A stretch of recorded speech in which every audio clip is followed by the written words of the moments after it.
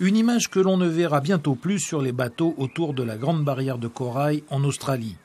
Déjà à Cairns et Port Douglas, dans le Queensland, une trentaine de compagnies de croisière viennent de bannir les pailles en plastique de leurs drinks. La guerre contre la pollution en plastique a bien commencé. Nous avons pensé qu'interdire les pailles constituait une étape pratique que l'on pouvait franchir rapidement. Une chose facile à faire, mais qui aurait beaucoup de sens pour la santé du récif.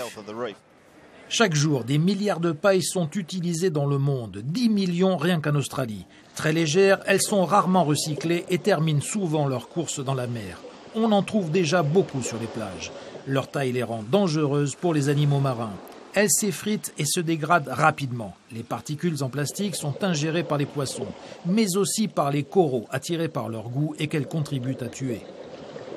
Les coraux en contact avec du plastique ont 89% de risque de développer une maladie, contre à peine plus de 4% pour ceux qui ne le sont pas.